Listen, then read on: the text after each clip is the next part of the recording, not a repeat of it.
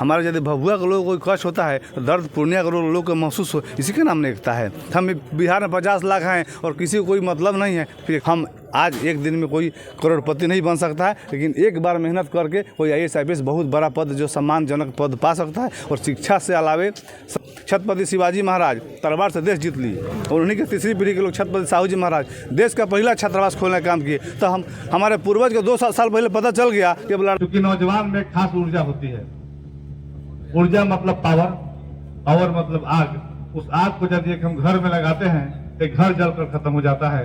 ग्राम एक विद्यालय बना दीजिए, एक पुस्तकालय बना दीजिए। लोग घाट मांगते हैं, चबूतरा मांगते हैं, इंदिरावास मांगते हैं, वृद्धा पेंशन मांगते हैं, चापाकल मांगते हैं, कोई विद्यालय पुस्तकालय नहीं मांगता। जिस दिन हमारे लोग विद्यालय पुस्तक इस कैंपस के लिए या छात्रावास के लिए लाइब्रेरी या कुछ आपके लिए जो आवश्यकता हो, जो हम लोग के स्तर से हो सके, आप 2-4-5 काम हमको जरूर बताएं।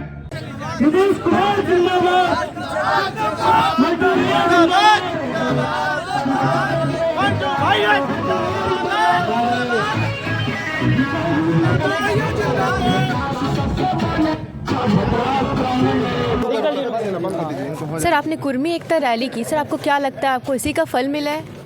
और जो बाकी 6 लोग मंत्री बन गए किसका फल मिला है? सर आपको क्या लगता है? वो गैर राजनीतिक सम्मेलन था, पहले से बता चुके हो। सामाजिक जागरूकता अभियान है कि हम सरदार पटेल के वंशज है, एकता हमारे खून में है। सरदार पटेल जी देश को एक कर दिए और हम अपने उपजाति में खंड खंड में बढ़ते जा रहे हैं, जिससे हमारी ताकत, हमारी एकता घटते जा रही है। सिर्फ इसका राजनीतिक मकसद कुछ नहीं है। हमारे यदि भभुआ के लोगों को कोई कष्ट होता है तो दर्द पूर्णिया के लोगों को महसूस हो, इसी के नाम ने एकता है। हम बिहार में 50 लाख हैं और किसी को कोई मतलब नहीं है। फिर एकता का मतलब क्या है? वो गैर राजनीतिक सम्मेलन था, उससे कोई लेना देना नहीं है। हर मीडिया को इस बात पूछते हैं कि उससे बन गए तो बाकी तो हम ठीक है, आपकी बात को मान लिए। तो 6 लोग कैसे बन गए? वो तो कोई रैली नहीं किए थे। अपने लोग एक करना कोई गुनाह काम नहीं है। हमारी संख्या मुखिया में, जिला परिषद में, विधायक में, सांसद में बढ़े, हम एक होकर आगे चले।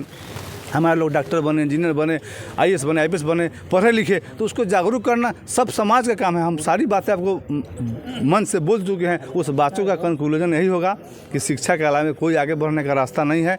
हम आज एक दिन में कोई करोड़पति नहीं बन सकता है, लेकिन एक बार मेहनत करके कोई IAS IPS बहुत बड़ा पद जो सम्मानजनक पद पा सकता है। और शिक्षा से अलावे समान आदमी के जीवन में आगे बढ़ने का दूसरा कोई रास्ता अभी के डेट में हमको नहीं लगता। इसलिए हम सबको समझाते हैं कि आप शिक्षा को हथियार बनाएं और गांव समाज को आगे बढ़ाएं। यह मेरा नारा है। और अधिकार चाहते हो तो अधिकारी बनाएं और कलयुग नहीं है कलम युग है। यह बात सबको समझाते हैं और यही बात समझाने के लिए, अपनी एकता को आगे बढ़ाने के लिए, अपने महापुरुषों को छत्रपति शिवाजी महाराज तलवार से देश जीत लिए और उन्हीं के तीसरी पीढ़ी के लोग छत्रपति साहू जी महाराज देश का पहला छात्रावास खोलने का काम किए। तो हमारे पूर्वज को 2 साल पहले पता चल गया कि अब लड़ाई तलवार की नहीं होगी, कलम की होगी। हमारे लोग आज तक नहीं पता चल पा रहा है। हमको 50 मोबाइल की जरूरत नहीं है, हम लेके चल रहे हैं। अब बेटी की 3 महीने की फीस बाकी है, ये कौन तय करेगा? सरकार नहीं ना बताएगी। हमको खुद समझ लाना होगा कि हमको यदि जीवन में आगे बढ़ाना है तो बेटा बेटी को पढ़ाना है। यही समझाने के लिए कार्यक्रम किया गया था। हमारे रामफल मंडल 7 अंग्रेजों को मूरी काट कर फांसी का फंदा गले लगा लिए।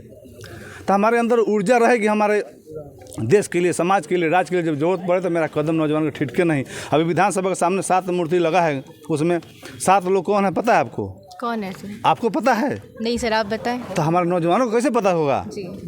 उसमें 7 लोग में 3 लोग हमारे लोग हैं, शहीद राजेंद्र प्रसाद, राम गोविंद प्रसाद, रामानंद प्रसाद। जब फिर देश के लिए, राज्य के लिए, समाज के लिए कुर्बानी देने की जरूरत पड़ेगा तो हमारे नौजवान कदम ठिठके नहीं। उनके अंदर ऊर्जा रहे, उनके अंदर हिम्मत रहे। यह बताने के लिए सम्मेलन किया गया था, न कि राजनीति करने के लिए किया गया था। हेलो, सरदार वल्लभ भाई पटेल अमर रहे, सरदार वल्लभ भाई पटेल अमर रहे, अमर रहे, अमर रहे।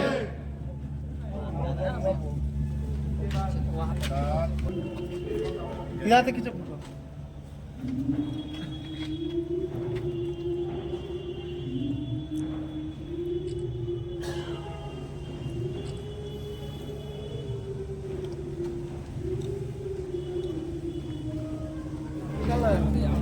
भाई जय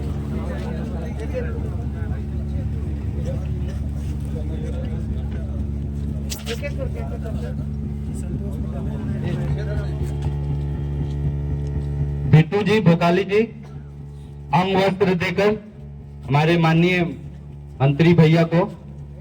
बिट्टू साथ में आ जी, सब लोग आ जी।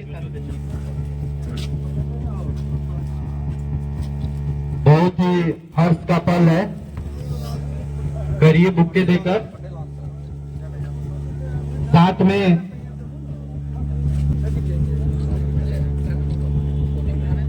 जो हम लोग के लिए हमेशा तत्पर रहते हो, हम आप लोग खिलाने आए हैं, ये खुशी का पल है। हम आप लोग खिलाने आए हैं। ये बहुत ही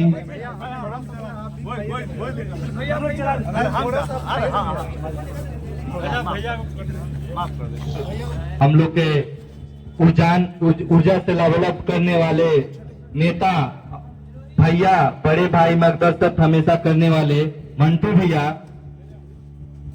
छात्रावास के छात्रों को सरदार पटेल छात्रावास पटना के प्रांगण में आज उपस्थित सभी सम्मानित हमारे सभी नौजवान साथीगण, हमारे साथ आए हमारे सभी मित्रगण, सबसे पहले सरदार पटेल जी के प्रति श्रद्धा सुमन अर्पित करते हुए हम आप सबको हार्दिक शुभकामना देते हैं, बधाई देते हैं। इस छात्रावास से आप पढ़ लिख कर देश और दुनिया में नाम रोशन करें। आज का जो अवसर है, हम आप सबको धन्यवाद देने आए हैं कि आपने सबने मिलकर जो एकता का संदेश दिया, उस एकता के संदेश को और आगे ले जाना है। हमें वर्ग विभेद में नहीं बंटना है, हमें सामाजिक समीकरण के साथ चलना है और अपने नेता नीतीश कुमार जी की विचारधारा को आगे बढ़ाना है। आज इस अवसर पर हम जो आए हैं, हमारे एनडीए की सरकार ने, हमारे प्रधानमंत्री जी ने, हमारे मुख्यमंत्री जी ने, उप मुख्यमंत्री जी ने हमें एक नौजवान को एक दायित्व दिया है। तो मेरा प्रयास रहेगा कि हम नौजवान के लिए एक रास्ता बनाएं कि हमारे नौजवान सुगम तरीके से आगे बढ़ सके। उसमें मेरा क्या योगदान हो सकता है, मेरे पास जो क्षमता होगा, जो बुद्धि विवेक होगा, उसे हम लगाएंगे। क्योंकि नौजवान में खास ऊर्जा होती है। ऊर्जा मतलब पावर, पावर मतलब आग। उस आग को यदि हम घर में लगाते हैं तो घर जलकर खत्म हो जाता है, और उसी आग को यदि हम चूल्हा में लगाते हैं, एक परिवार का खाना बन जाता है। तो अपनी ऊर्जा का प्रयोग, अपनी ताकत का प्रयोग, अपनी क्षमता का प्रयोग यदि हम सकारात्मक कार्यों में करेंगे तो सफलता हमारे कदम चूमेगी, सफलता हमारे कदम चूमेगी। यही हम आपसे भी आग्रह करना चाहेंगे, निवेदन करना चाहेंगे कि अपनी ताकत का प्रयोग, क्षमता का प्रयोग, ऊर्जा का प्रयोग हमेशा सकारात्मक कार्यों में करें, सफलता आपके कदम चूमेगी। और हम भी उस उद्देश्य को जीवन में अपनाए हैं, और आज जो एक मंत्री के रूप में काम करने का अवसर मिला है, हम जरूर अपने बिहार के युवाओं के लिए ऐसा सुगम रास्ता बनाएंगे कि हमारे बिहार के युवा देश और दुनिया में बिहार का नाम रोशन करे। हमारा यही संकल्प है, यही मेरा प्रयास है। आज हम जहाँ पर आए हैं, यह शिक्षा का मंदिर है, और सरस्वती माता का आशीर्वाद उसी को मिलेगा जो पढ़ेगा। धर्म और कर्म दोनों समानांतर चीजें हैं। जैसे दो पटरी पर ट्रेन चलती है, एक को छोड़ देंगे तो एक नहीं चलेगी। तो आपको कर्म भी करना होगा, उसमें हमारा क्या योगदान होगा। आज आने का मकसद कोई भाषण नहीं है, आपने हम पर भरोसा किया, हम आपको आमंत्रित करने आए थे। आप सब भारी संख्या में हमारी मनोबल को बढ़ाने का काम किए। आपके उस एकता के संदेश को हम लोग पंचायत तक, प्रखंड तक, जिला तक ले जाएं, ऐसा मेरा संकल्प है। और हमने मन से कहा था, यहाँ भी कहा था कि बटेंगे तो घटेंगे, बटेंगे तो कटेंगे। बाद में नारा चला है बटेंगे तो घटेंगे। हम कुर्मी धान को जैसा घुमैला गंगोता में बटते जाएंगे, घटते जाएंगे, और आप एकजुट हुए, आपका एक संख्या तत्काल बढ़ गया। इस संख्या को विधानसभा लेवल पर, जिला परिषद लेवल पर, सांसद लेवल पर, मुखिया लेवल पर, प्रमुख लेवल पर, बीडीओ, सीओ, एसडीओ, आधिकारिक लेवल पर हमें बढ़ाना है। ऐसा हमारा संकल्प है, उसे पूरा करने में आप सबका योगदान चाहिए। सरदार पटेल जी का सपना था एक भारत और श्रेष्ठ भारत। एक भारत तो बना के चले गए, जो भारत अखंड भारत दिखता है उसमें किसी एक व्यक्ति को योगदान दिया जाएगा। सरदार पटेल का योगदान है कि आज अखंड भारत दिखाई दे रहा है। एक भारत तो बना के चले गए, और श्रेष्ठ भारत का सपना उनका साकार उनके वंशजों को करना काम है, उनकी विचारधारा के मानने वालों का काम है, जो सरदार पटेल को मानते हैं। सरदार पटेल 75 साल पहले बैरिस्टर थे, तो उनको मानने का, जानने का, जयंती मनाने का, माला चढ़ाने का, फूल चढ़ाने का, गेट बनाने का अधिकार है। तो मेरा कर्तव्य भी है कि 75 साल के बाद हमारे हर घर में एक वीडियो होना चाहिए, एक डॉक्टर होना चाहिए, एक इंजीनियर होना चाहिए, एक वकील होना चाहिए, IAS IPS जज होना चाहिए। तब सरदार पटेल का श्रेष्ठ भारत का सपना साकार होगा। उसमें हम अपनी भूमिका को तय करें, एज ए आम नागरिक, एज ए मुखिया, एज ए विधायक, एज ए SDO, जो जहाँ है इस महती कार्य को करने के लिए अपना कुछ न कुछ उसमें न्यौछावर करें, क्योंकि सरकार अपना ढंग से काम करती है और हम अपने ढंग से सरकार के साथ साथ अपने लोगों को जागरूक करने का भी काम करेंगे। क्योंकि जब लोग नहीं जगेंगे, आपके अंदर भूख नहीं होगी शिक्षा की, तो फिर हम उस काम को आगे नहीं करा पाएंगे। यदि हम यहाँ आए हैं और आप हमसे पूछे कि भैया क्या खाइएगा, हम कहे कुछ नहीं खाएंगे, तो बात वहीं खत्म हो जाती है। यदि हम कहेंगे कुछ खाएंगे तो आप पूछेंगे रोटी खाइएगा, चावल खाइएगा, मिठाई खाइएगा, चाय पीजिएगा, तब भूख जगाना है। क्योंकि हम हर मन से बोलते हैं और हम देखे हैं जीवन में जो झेले हैं, हम अनुभव के आधार पर बताते हैं। पढ़ने का बहुत अवसर नहीं मिल पाया, लेकिन जीवन में जरूर झेले हैं। उम्र कम है लेकिन झेले हैं। हम 2001 से मुखिया रहे, प्रमुख 2006 में रहे, 9 में कोऑपरेटिव के चेयरमैन रहे, 10 से विधायक हुए। लेकिन इस 25 सालों में कोई मेरे पास नहीं आया कि मेरे गांव में एक विद्यालय बना दीजिए, एक पुस्तकालय बना दीजिए। लोग घाट मांगते हैं, चबूतरा मांगते हैं, इंदिरा आवास मांगते हैं, वृद्धा पेंशन मांगते हैं, चाटा दल मांगते हैं, कोई विद्यालय पुस्तकालय नहीं मांगता। जिस दिन हमारे लोग विद्यालय पुस्तकालय अपने प्रतिनिधि से, मुखिया से, जिला परिषद से, प्रमुख से, विधायक से, सांसद से, मंत्री से मांगना शुरू कर देंगे, उस दिन हमारी सही प्रगति उन्नति का रास्ता खुलेगा।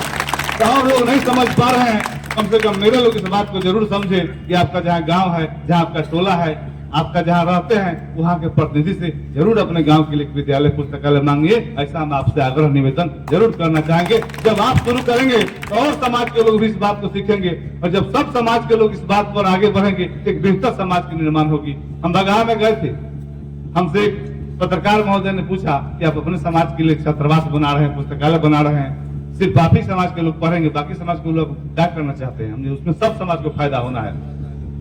हम कहे कि यदि हमारे समाज के लोग बगहा में 100 लोग डाकू बन जाएंगे, तो सिर्फ हमारे कोयली कुर्मी को लूटेंगे, बाकी लोग को प्रणाम करेंगे, वो सबको लूटेंगे, वो नहीं पहचानेंगे कि कौन है। यदि मेरे 100 लोग डॉक्टर बन जाएंगे, सबका इलाज करेंगे। इसलिए बेहतर समाज के निर्माण करना चाहते हैं, और आप भी इसे सीखिए और अपने जनप्रतिनिधि से विद्यालय पुस्तकालय छात्रावास मांगिए। यह संकल्प है, यह जागरूकता अभियान है। एक विभाग अलग है और एक समाज को जगाना एक अलग काम है। हम जब तक समझ नहीं पाएंगे, मुख्यमंत्री नीतीश कुमार जी का सरकार आया, हम लोग के यहाँ बिजली नहीं था, हर गांव में बिजली पहुंचा, जैसे मेरे गांव में पहुंचा, सब गांव में पहुंचा। तो बिजली कब बत्ती जलाना है और कब उतारना है, कब पंखा चलाना है, कब बंद करना है, कोई बताने आता है? सरकार किसी कोई अधिकारी कहने आता है? नहीं आता है। आपकी समझ इतनी विकसित हो गई है कि दिन में बताना होगा कि जीवन को यदि सफल बनाना है तो बेटा बेटी को पढ़ाना है। यह मानसिकता सोच हमको लाना पड़ेगा। यह शासन का विषय नहीं है, आम लोग के समझ में लाने का विषय है। आज हम लोग यहाँ आए हैं, हम आप लोग को कुछ देना चाहते हैं। आप लोग से यही आग्रह होगा कि इस कैंपस के लिए या छात्रावास के लिए लाइब्रेरी या कुछ आपके लिए जो आवश्यकता हो, जो हम लोग के स्तर से हो सके, आप 2-4-5 काम हमको जरूर बताएं, जिससे हम उसमें जो संभव होगा, जो मेरे बजट में होगा, उससे हम जरूर करने का काम करेंगे। आपके पास क्या साधन है और क्या नहीं है, ये हम नहीं जानते हैं। आप जो चीज चाहते हो, आज नहीं, कल नहीं, परसों, आप जब सुटेबल आप सब लोग बैठिए। कंप्यूटर लगाना चाहते हैं 10-20, किताब कुछ 50-100-4 लाख का चाहते हैं, माने कोई भी चीज जो आपकी पढ़ाई में अभी जरूरत हो, ऐसे सीरीज जो आप सभी छात्रों को कॉमन चीजें ऐसी हो जिससे आपकी पढ़ाई में सुविधा मिले, आपको पढ़ने लिखने में सहारा मिले।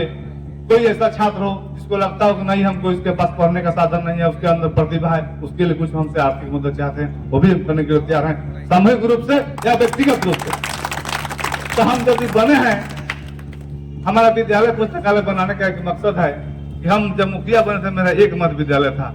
हम अपने पंचायत में 1 दर्जन मध्य विद्यालय बनाए हैं। शायद बिहार के बहुत पंचायत में नहीं होगा, हम दावे के साथ नहीं कह सकते हैं, क्योंकि चैलेंज देना किसी के लिए अच्छा नहीं है, लेकिन हम दावे के साथ जरूर कहते हैं कि बिहार के बहुत पंचायत में 1 दर्जन मध्य विद्यालय नहीं होगा, 1, 2, 3, 4, 5 पर जाके समाप्त हो जाता है। क्योंकि मेरा सपना सोच था कि एक बेटा बेटी भी 8वां पास कर जाएगी तो मेरा मेहनत सफल हो जाएगा। कोई मुखिया बनेगा, कोई विधायक बनेगा तो रोड अब बनेगा और रुकेगा नहीं। 10 किलोमीटर बने चाहे 5 किलोमीटर बने, बिजली अब रहेगा, 24 घंटा रहे चाहे 12 घंटा रहे, लेकिन विद्यालय पुस्तकालय की सोच सारे मुखिया सारे विधायक के पास नहीं आएगा। तो हम एक सभी को बताने के लिए एक रास्ता बनाना चाहते हैं कि आने वाले जनप्रतिनिधि उसका अनुपालन करें और हमारे लोग उसके लिए मांगे, भूख जगाएं। इसलिए आप लोग एक बैठक करके कॉमन रूप से क्या आपकी आवश्यकता है, 2-4-5 चीजें हमें बताइए, यदि कोई रूम खाली है, आप लोग कंप्यूटर की आवश्यकता पड़ती हो, ई लाइब्रेरी की आवश्यकता पड़ती हो, तब बताएं, जहाँ सबको उसका लाभ मिल सके।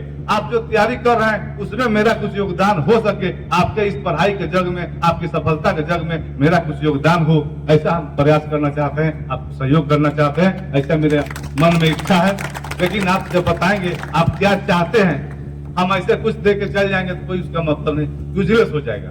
आपकी जरूरत अभी क्या है, सामूहिक रूप से हमें बताएं, हम आपको 2-3 महीने के अंदर में उस काम को, उसमें से जब 2-4-5 काम हम बताएंगे, 1-2 काम हम जरूर कर देंगे, जो बाकी रहेगा फिर अगले फाइनेंशियल ईयर में करेंगे, फिर अगले फाइनेंशियल में करेंगे, ये छोड़ेंगे नहीं। और हर जिला में छात्रावास बना रहे हैं, सीतामढ़ी बनाए, जहानाबाद बनाए, और अभी समस्तीपुर में बन रहा है, छपरा में पुराना था मनमत हुआ, ये भी काम रुकेगा नहीं। ऐसा नहीं कि हम इधर मंत्री बन गए तो समाज का काम रुक जाएगा, वो भी सामाजिक सहयोग से चलता रहेगा। हमारा वेतन पहले 50,000 मिलता था, एक छात्रावास बनता था, अब वेतन बढ़ जाएगा और छात्रावास हमको बनाने में मदद मिल जाएगा। तो हम लोग हर तरह से समाज को शिक्षित करने का, क्योंकि शिक्षित समाज ही सशक्त समाज की परिकल्पना को हम साकार कर सकते हैं। और आपको पहले ही बताए थे हम कि हम एक पद पर चलते हैं, एक लाइन पर चलते हैं, हम मुखिया बनाते हैं, लेकिन पंचायत समिति सचिव कौन बनाएगा, हम प्रमुख बनाते हैं, वीडियो कौन बनाएगा, आप मंत्री बनाए,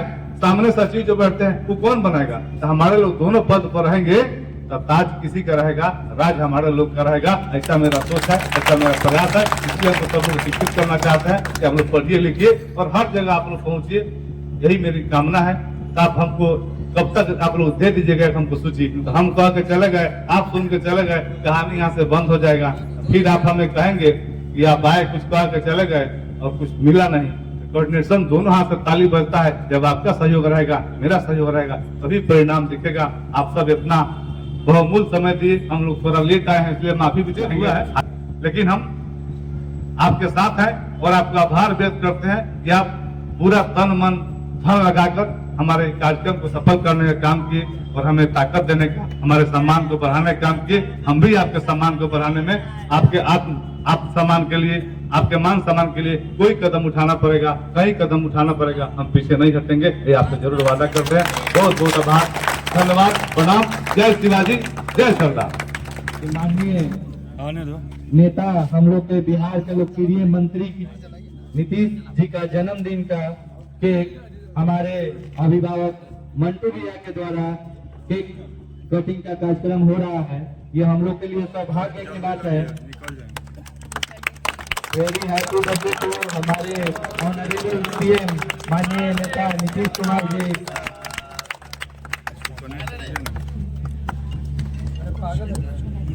नीतीश कुमार जिंदाबाद, मंटू भैया जिंदाबाद।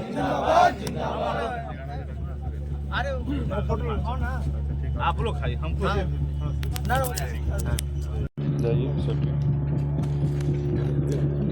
अभी तो जैसा कि हमने देखा, हमने कृष्ण कुमार मंटू जी से बात की और उन्होंने कितने अच्छे से बताया कि वो देश को, युवाओं को कैसे देखते हैं, कैसे आगे बढ़ाने की कोशिश कर रहे हैं, क्या सब कर रहे हैं, क्या सब करने वाले हैं आगे के लिए।